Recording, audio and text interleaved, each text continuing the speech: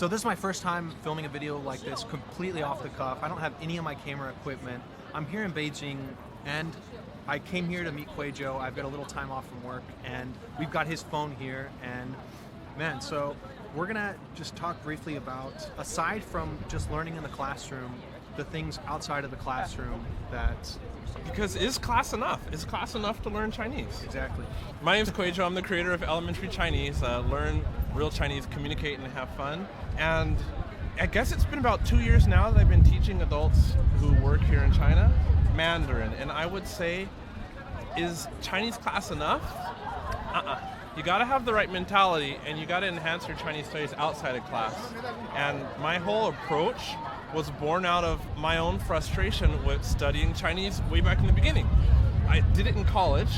I did intensive, first of all, I did 1 year of Chinese class at my university, University of Washington, go Huskies, in the US of A, and then I did 2 years of intensive study in Beijing, China, actually right where we're at in Beijing. And you know what my problem was is I was an average student studying my butt off to make good grades in class, and then I would go outside the classroom and I couldn't really communicate with the taxi driver, with the bus driver, with the cute Chinese girls running around college campus. And so literally I'm like, why am I spending so much money on class if I can't talk in the day-to-day life that matters for me? And class does matter, right? Yeah, absolutely. Like it gives you that structure, right? Because a textbook is written by people with degrees, and so there is correlation from chapter to chapter, and there's progression, and it's really cold with this wind.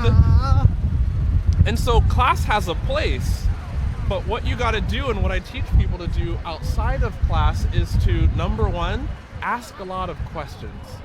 Because for the same reason that class is good to teach you grammar, and those chapters are built on top of each other, and you can get good grammar, those books are constructed in a weird way with words that may or may not be used in real day-to-day life. Yep. And then just because real Chinese people, just like real people, like, you know, we're from the US or from wherever you're from, the way you use language is not the way that language is taught in a book. And so how you balance out that pure language that you're going to learn in the classroom is with talking with people in real day-to-day life. Yeah. And then you're able to communicate in real day-to-day life, and you don't sound weird. Like, we've all met these people like who just have this weird kind of language. Sure, they can speak okay, but they don't talk the way you would talk in your native language, and they come off weird, and you don't want to be like that. And so class is not enough.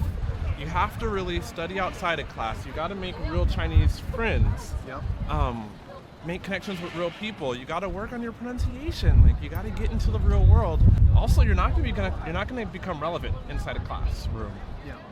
Popular songs, popular like pop culture stuff. You only get that with friends in real life. Folks, if you're coming to China to study Chinese, look no further than Omeda Chinese Academy. It's where I've studied. I can't recommend it enough. Check out the link in the description. You will get a discount, and it lets the school know that I was the one that told you about it, so it's a win-win. And for outside of the classroom, definitely follow Kuei-Jo Elementary Chinese on YouTube and Instagram. Thank you. You're going to get all kinds of great little tips for studying when you're outside of the classroom. Good study, day up. All right, cool. Cool. Thanks, guys. Thanks for watching. Bye.